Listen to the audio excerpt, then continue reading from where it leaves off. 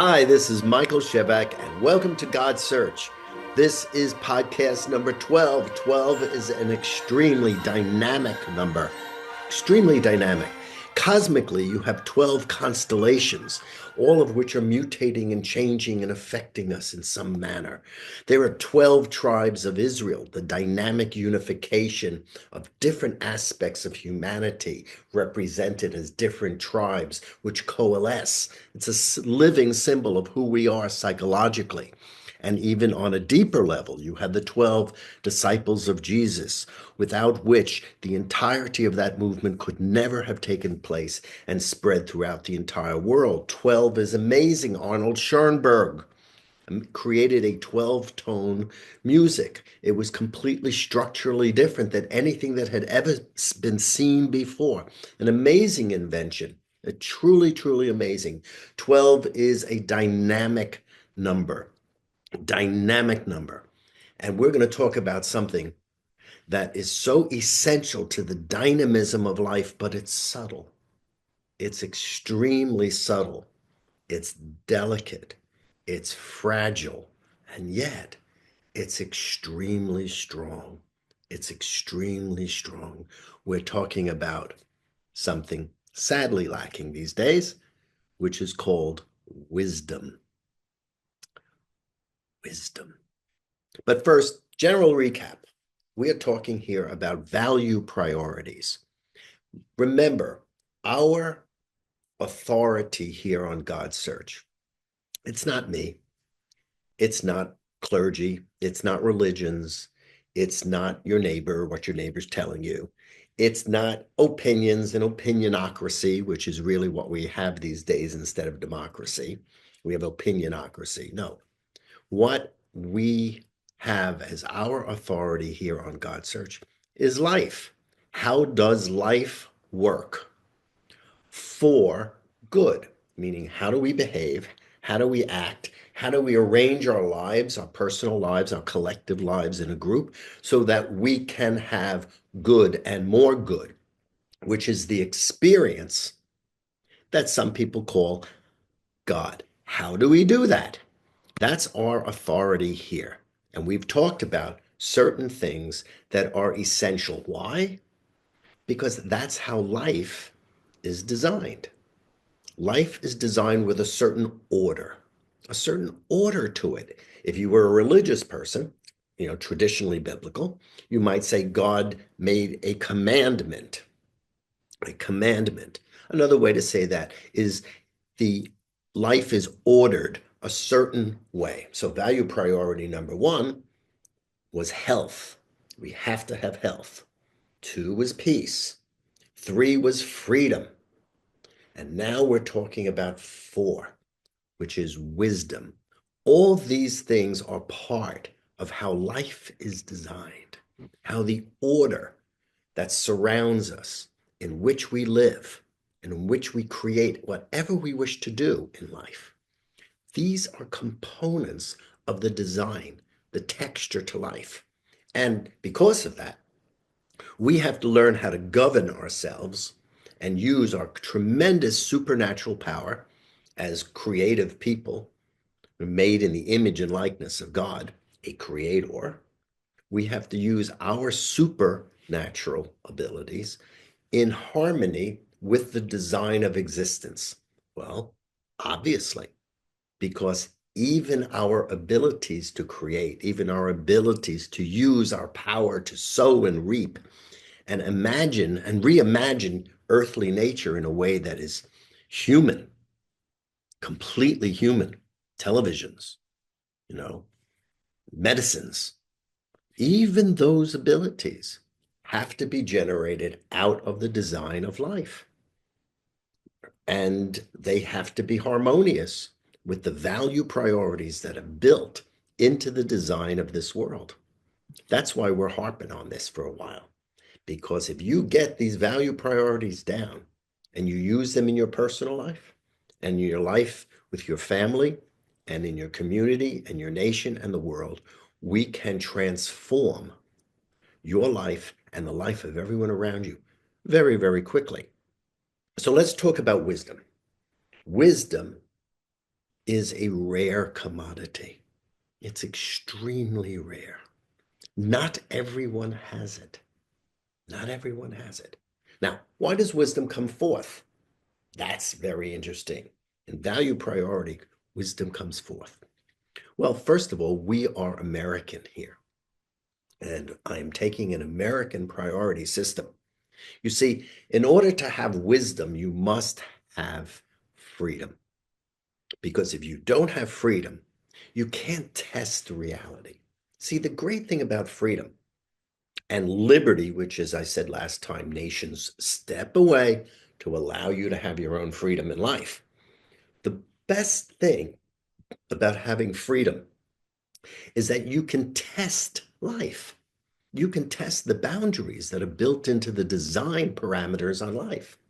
You can discover for yourself what works, what doesn't work, what's aligned, very important word, aligned to the design of this world, and what's disaligned, even misaligned, that which works to create good and that which works to create less than good. Do you see? So freedom comes first over wisdom. After health and peace, we have freedom because from freedom and the experience of freedom, we can learn how life works. And that will generate wisdom. That will generate wisdom. But it's also true that given enough time and enough life experience, a pool, a rich, generous pool of wisdom could form in a culture. And that wisdom could be drawn on first and could be consulted first, even before we assert our freedom. That's a wonderful gift to be able to draw on the experience of the past, a pool of rich, wonderful wisdom to help us make decisions which will create good, which will create the experience called God in our lives.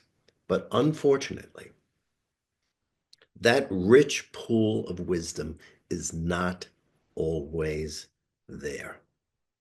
It's sad. There are certain religions that do have great pools of wisdom and great pools of knowledge to draw on before the individual asserts their freedom. But unfortunately, by and large, it's lacking. Okay. We are recreating in this era wisdom. We're testing the boundaries of every possible idea. We're testing the boundaries of every political philosophy. We're testing how to raise children. We're reinventing the family to test the boundaries on gender. We are experimenting from the same Latin word as experience, but we are experimenting in order to rediscover life boundaries. And I'm not talking legal boundaries. I'm not talking even traditional moral boundaries. We are trying to discover the spiritual, meaning how does life work for good? How is life designed? And how should our actions be so we can align to the design of this world and create good? Now, wisdom is all about experience. It's all about experience. Wisdom is the ability to assert our freedom in a way where we are self-aware and collect little pieces of data. Now, one can imagine a few thousand years ago, some guy decides to kill, someone's daughter, for example. And a little bit down the road, he discovers something happens where his own daughter gets hurt. And somehow, bing, bing, a little light goes off in his head. Oh my God, I hurt, this guy's daughter. And look what happened to my daughter. Oh my God, there is a cause and effect. And what I did came back to me. What I did came back to me. That's the core principle of sowing and reaping. You know, everyone thinks it's a moral law. Do unto others as you would have them do unto you, which is the Christian version. It's very positive.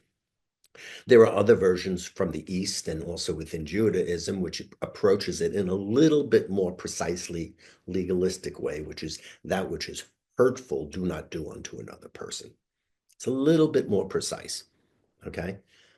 But it's the same principle. Now, most people look at that as a moral law, that it's built into the moral design. Do this, do this, do this. But it's actually a living law. The life is responsive. It's what some people like to call karma, which is the cause and effect, that every action has a consequence, and the consequence becomes a new action, which creates another consequence.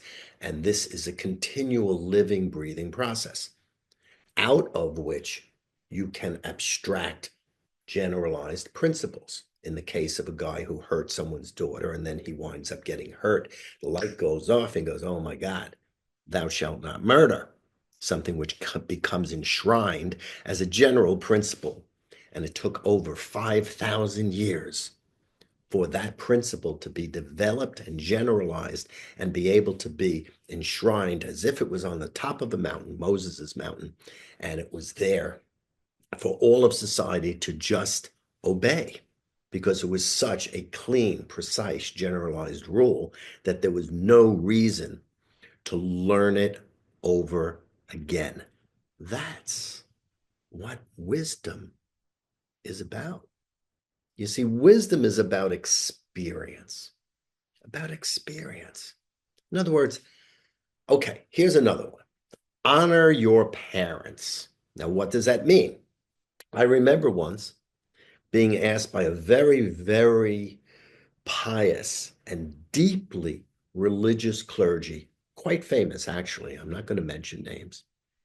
And he one day approached me because, you know, people perceive me as being very liberal, which I'm not. I'm not conservative. I'm not liberal. I just don't think in those terms, you know. But he asked me to try a little marijuana. So I was a little bit shocked because, you know, I don't think of, you know, very pious people and who are very, very deeply religious wanting to try a little marijuana. And I said, why? He says, well, it's not against the law. I- I'm just curious. So I guess he thought that I was liberal enough to find him some marijuana. So anyway, he calls me back a couple of days later. He says, don't worry, don't worry, you don't have to find me marijuana. He said, my parents said I should not do it. Now I was shocked because this guy was well over 40 years old. And he actually consulted his parents on it. They said no. He said, okay, I can't. I said, well, so your parents say no. I don't understand. Why are he says, you know, it's law. You know, my parents say no, I'm not going to dishonor my parents. They said no, I'm not going to do it. Interesting. Interesting. You see, sometimes when you have rules like honor your parents, you can take it to an extreme where you do exactly what your parents say. And it, on one hand, it's great benefit because you get a clean lineage of power and a clean lineage of order. And there's very good virtue to that, very beneficial. On the other hand, there is a loss of experimentation and a loss of freedom. Well, here on God Search, we're interested in rebuilding an experience of God based on freedom. Curiously, honor your parents. Well, honor comes from the Hebrew word, which is keved, right? And it means heavy. It means heavy, okay? From the same root word, by the way, as holy, okay, kavod, heavy. It's like saying, give weight, give weight to what your parents say. Honor the wisdom that comes from the fact that they are older and have lived longer than you. Give it weight. Gravitas. It's a great Latin word, like gravity. Give it weight. Consider the fact that your parents, if they're not crazy, that your parents may, because of their life experience, have an understanding that facilitates what you need to do. I mean, they had food for you. I mean, you suckled at your mother's breast or some kind of substitute, so they fed you food, but they also have knowledge, and you are adapted to them, so they may have very specific knowledge for you. Give it weight. You see, honor your parents says, give weight to the experience of them. Give weight. Now, this is certainly valuable to give weight. But if you give weight to it in a way where the gravitas is so powerful that it controls you and you can't breathe and you lose the critical value priority of freedom, then you are not fully alive. You have to be fully alive, because freedom, as we said last time, could be considered a substitute, a synonym for the word God, meaning freedom is something which is unrestricted, it's unboundaried, it's unlimited except by itself. Very subtle philosophical definition for God. So freedom is important in order to evaluate knowledge and then condense them into the rudiments of wisdom. The rudiments of wisdom. Wisdom doesn't form, out of thin air. It requires, first and foremost, a kind of understanding. Understanding is like the womb around knowledge. It's the womb around knowledge. You see the little pieces that are part of your life, the little parts of your experiences, and there is an understanding on how these parts relate to the whole. And with this understanding, you begin to discern general principles, such as thou shalt not murder, which are part of knowledge. So understanding produces knowledge.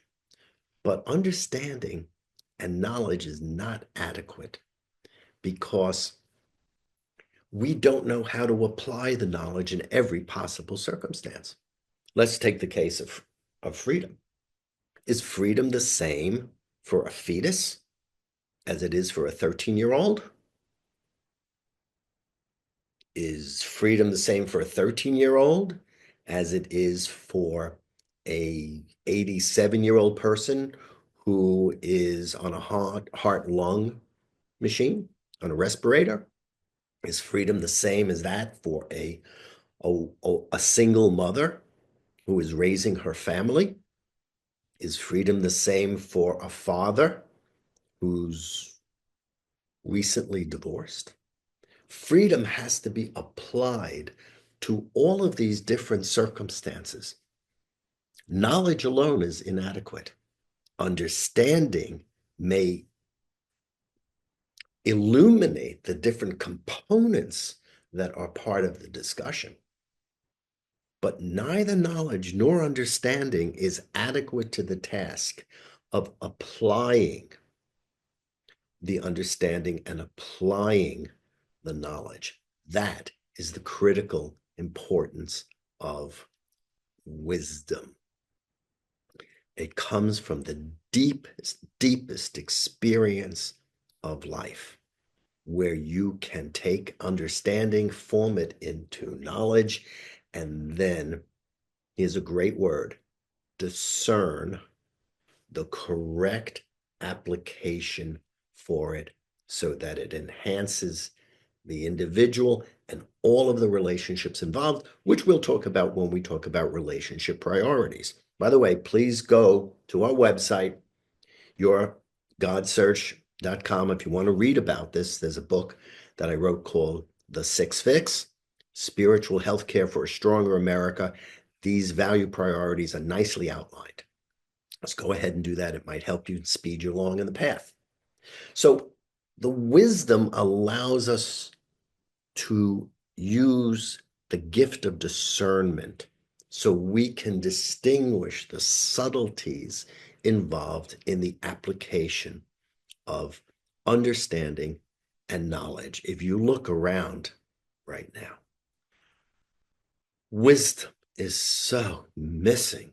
It's just unbelievably missing. Everyone is pronouncing everything. This is right. This is right. This is wrong. This is wrong. This. It's all polarities. It is all mind cracks. All polarities and mind cracks. There is no attempt to deeply understand and then formulate knowledge. And there is no attempt to take the knowledge and the understanding and reconfigure them so that true wisdom can be applied. Your Supreme Court is supposed to be based upon wisdom. Unfortunately, it's based on political connections. Unfortunately, it's based now on ideological preference. It shouldn't be. It should be based upon wisdom. We cannot have a democracy unless we also have wisdom that discerns the most difficult decisions at the top. The most difficult decisions at the top. And I got to tell you something, this may be very radical, but at the top is not the Constitution. At the top is what enhances the goodness or God of life. Of life. Now, that includes the goodness of corporations. That includes the goodness of our economic systems, the goodness of the operation of our legal systems, the goodness of the operation of our government. There's no doubt about it. Goodness is goodness, and all of these things, there's no doubt about it. But all of us are here within the incredible fabric and the intricate tissue of life. And wisdom is the key to holding the whole thing together, is the human ability to discern wisdom and sow and reap correctly, and sow and reap properly, not just correctly from the Latin, co-govern, but properly to discern the individual impulse of each person's soul so that you can make the decision to enhance that person's life, that person's destiny. It's a very special trait. Now, let's simplify it. Basically, I would say that wisdom has three components. One, we've talked about, briefly, truth. I'm not talking about propositional truth, if A, then B, things that could be, provable by a syllogism, a series of statements that are simply logical and they pump out the answer, I'm talking about substantial truth, truths about the essence and nature of life. It's a substantial truth, by the way, and absolute. It's absolute that if you don't feed a baby, the baby's going to die. It's not up for debate. You don't have to prove it. And you shouldn't go about running the experiment to prove it. Let's not prove it. There's a certain amount of trusting life that we have to do. That's called faith. But it is a proven fact that if you don't feed a baby, the baby's going to die. There's a substance to truth. There is a nature to how life operates, and we have to operate within those boundaries. So a substantial truth is very much a part of wisdom.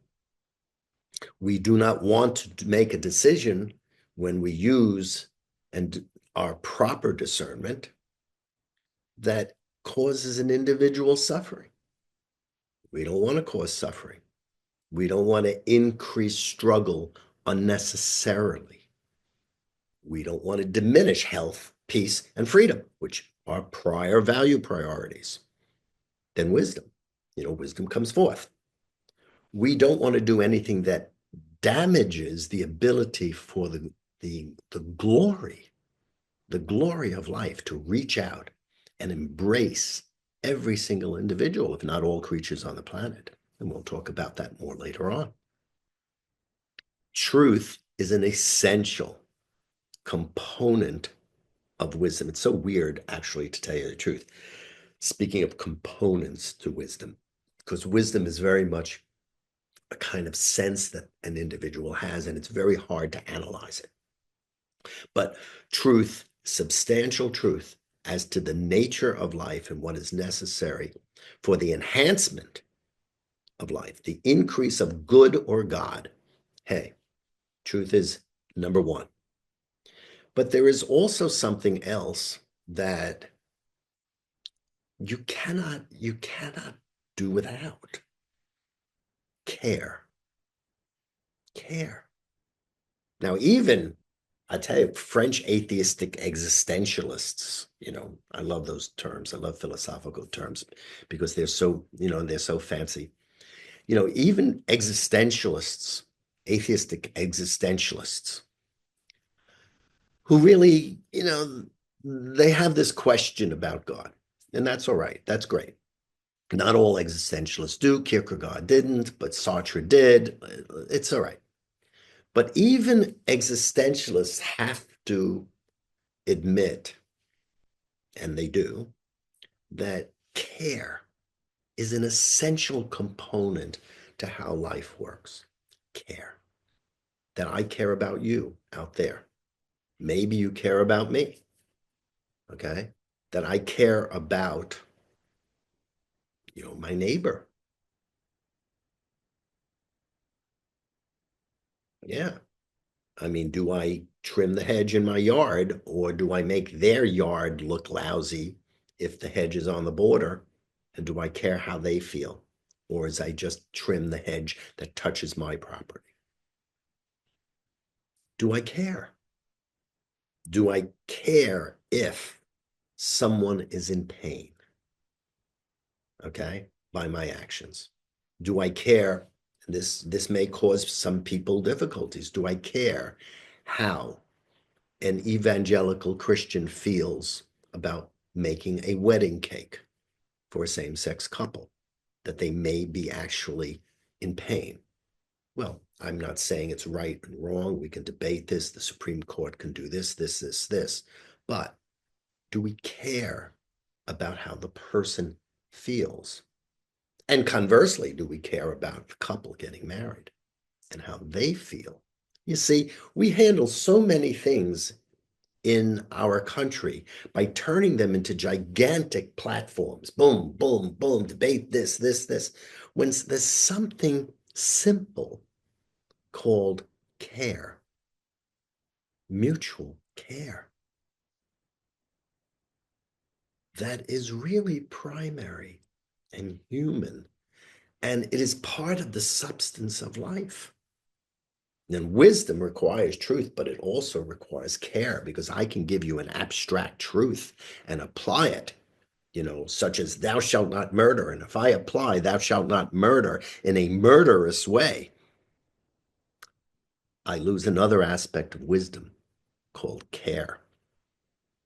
Care is very important. All right, care of your neighbor. It's in Leviticus in the Bible. If you're Bible-based, I tend to be Bible-based, okay? Care is there in Leviticus. You're supposed to love your neighbor, right?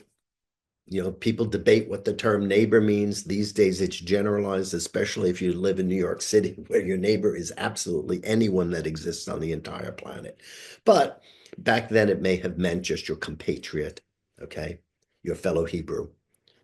But followed right after that is another verse in the same book called love your stranger, meaning the person in your midst who doesn't belong to you. Well, can you do that? Can you love and demonstrate love through care to someone who's a stranger in your land? A stranger in your land? Take a look at the immigration policy in the United States. Now, I am all for knowing every single person who is in our territory, we should know who's here. It doesn't, getting a little personal here, my views. We should know who's in our territory. Let's get real here. That doesn't make any sense to not know who's here. Okay. But we should also care. We should care if somehow they wound up here for 10 years and no one knew what they were because no one was documenting it. Okay.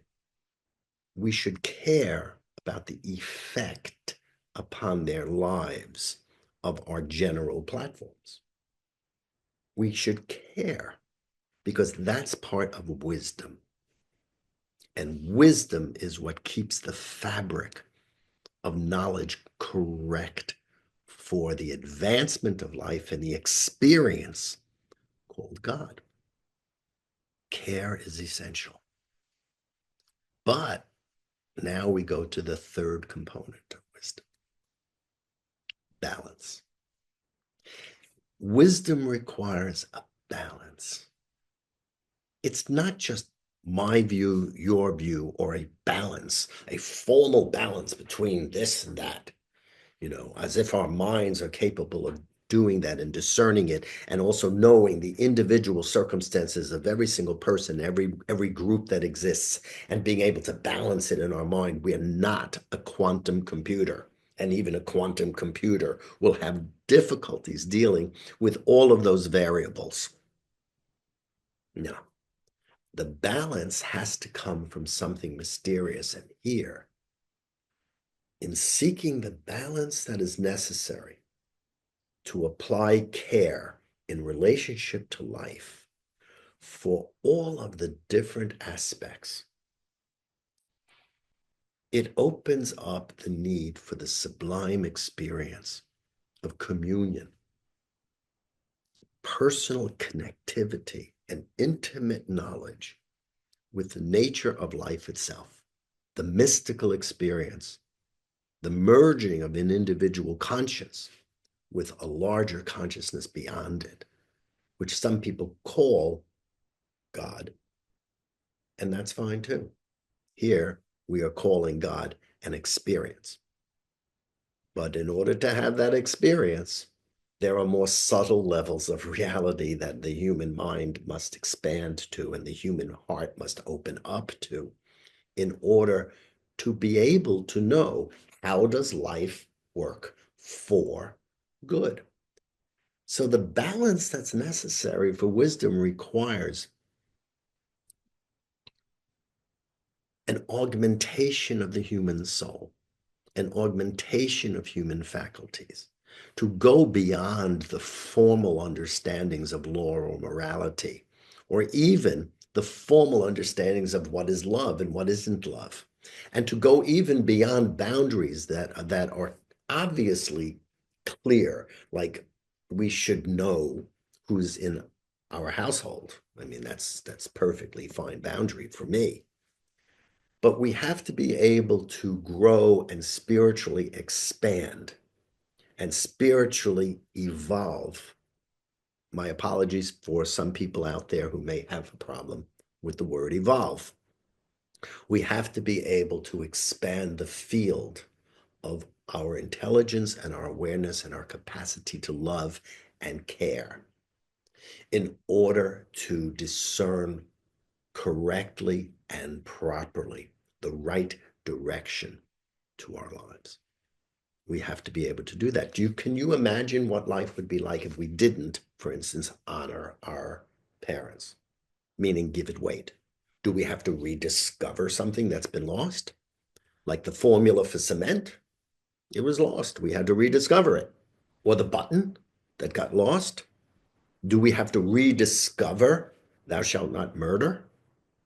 There is a certain acceptance of the virtue of good knowledge that has been transmitted that is part of the development of wisdom, but there must be also the challenge. It's a spiritual challenge that every human being, if they care about their own development, needs to take that ascent, ASCENT, meaning climbing higher, by assenting or permitting themselves to be open to a deeper communion with the invisible nature of the mystery that surrounds us all, that some people call God, living goodness, the tissue of life. And we need to do that. Okay, we need to do that. Now, wisdom has truth in it, it has care, and it has balance. And that balancing is not something that is a formula, it is not an algorithm. Okay, it is not simply a virtual reality projection of human beings. It is a discernment that is delicate, incredibly delicate. Now, we can look to great, great leaders as examples of wisdom.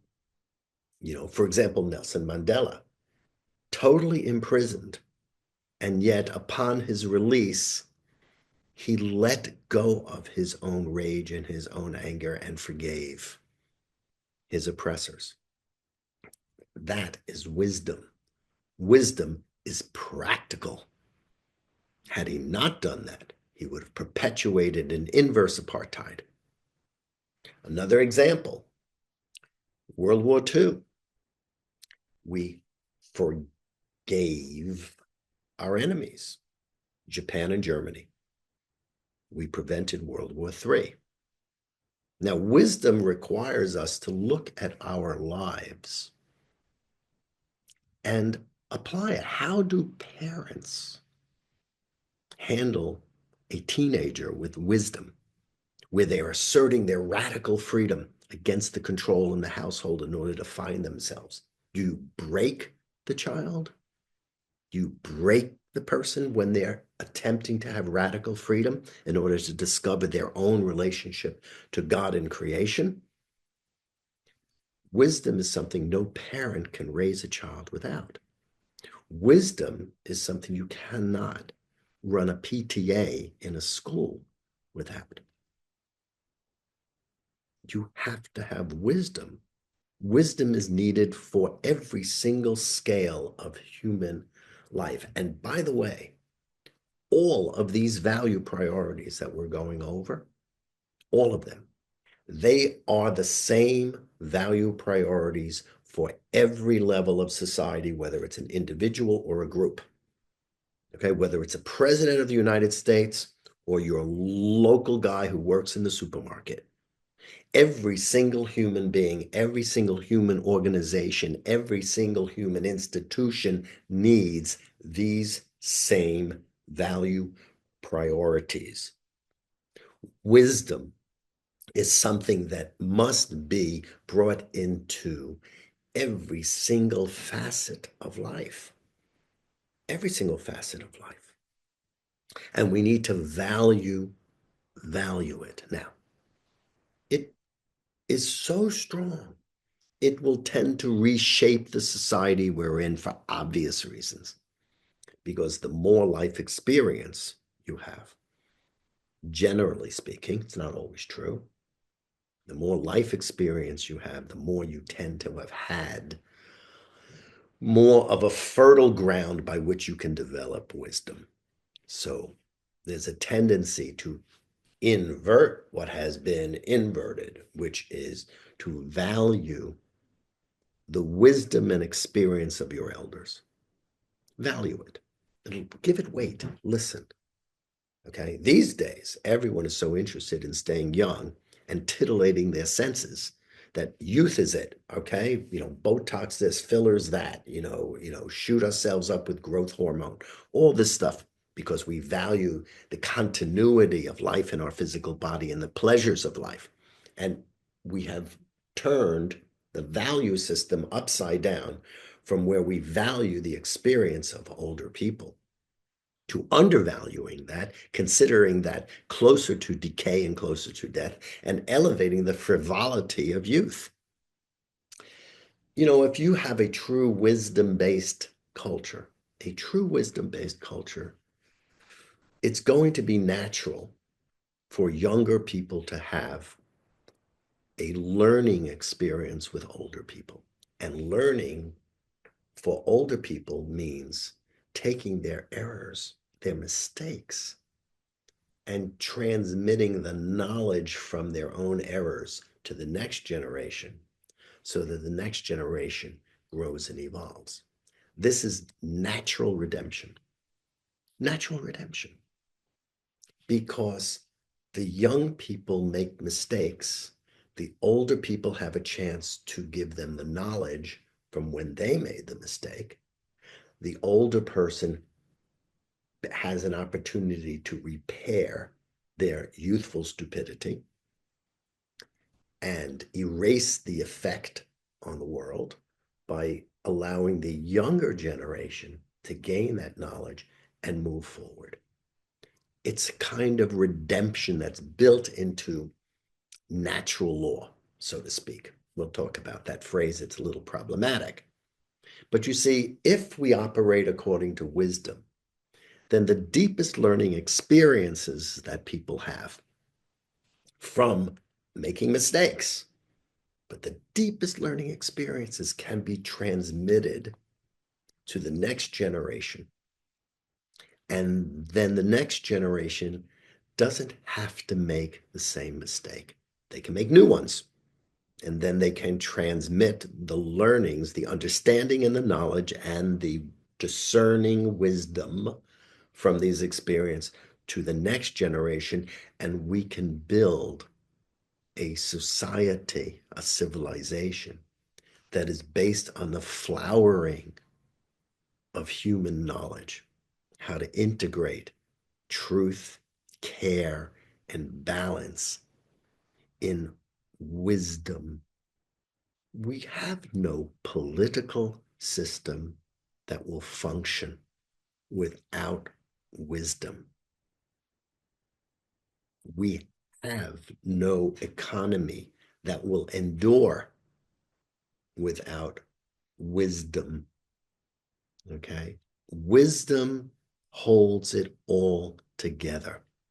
Wisdom weaves the goods and the bads in a way that they are not opposed to each other in some obscene mind crack, which, if we amplify that, creates wars. Wisdom is the missing piece of the puzzle to all the noise that's out there. I don't care whether you're on the blue team or the red team. I don't care whether you're an adolescent or you're a parent. I don't care whether you're one religion that wants to convert the world or another religion that wants to convert the world or another religion that is anti-religion, because that in itself is a kind of religion. I don't care what your belief is.